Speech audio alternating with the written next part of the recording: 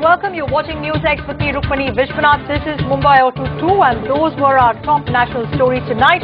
But before we go any further, here's a look at the top stories that are making headlines in Mumbai. And if you thought Mumbai is a safe city and are secure in that thought, you might want to think again. The Maximum City is seeing a steady rise in crime.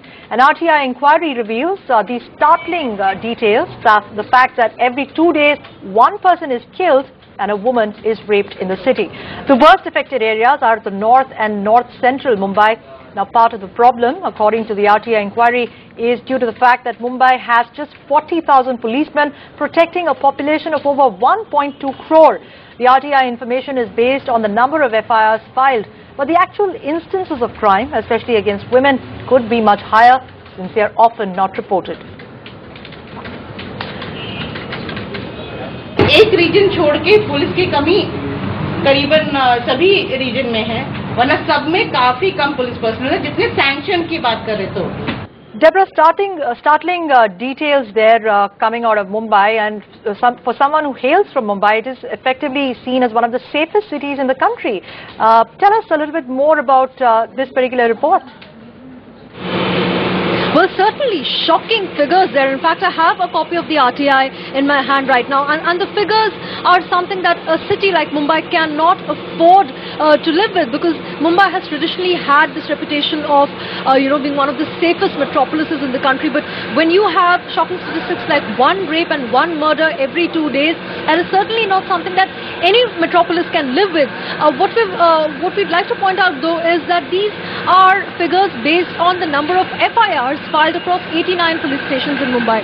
So we know, for instance, that there are certain crimes such as violence against women, whether it's rape, molestation, sexual harassment. These are crimes that are traditionally underreported. Very often FIRs are not filed in such cases.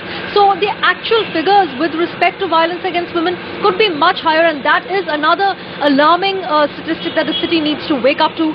The administration, the police and the authorities need to wake up to. What is also emerging is this pattern of a high incidence of crime in the northern suburbs. Pockets of crime such as Kurar in Kandivali or Malwani in Malad, or even Vile Parle, Bandra and Kurla, where you have a high incidence of all kinds of crime ranging from theft to chain snatching to burglaries, house break-ins. That is another thing that really should be, curbing such crime should be a top priority for the administration. So what we need to do is wait and watch for a response from the police department or the state home department on what they intend to do with these findings. Right, Deb, clearly the police to population ratio is quite skewed from what we just learned. But what is the situation like in South Mumbai? Is it any better there? Well, South Mumbai hasn't been spared either. I mean, 90 murders over the last 1 year. Most importantly, 1/3 of these murders were senior citizens who were murdered by either their domestic helps or members of the family. So that is another thing that the police really needs to wake up to. What we would like to tell you though is that, the Mumbai police has for over the last 2 years had an active campaign wherein beat constables in different areas go and interact with senior citizens in the area, find out if they are facing any problem. They are encouraged to register the names and addresses of the domestic helps with the local police station. So steps and measures are being taken, but clearly a lot more needs to be done. And as we said, a lot of these crimes, a lot of them go unreported, and a lot of these crimes are underreported. So the actual figures could be much higher. So what is required is a concrete plan of action, which the police and the Home Department need to come up with.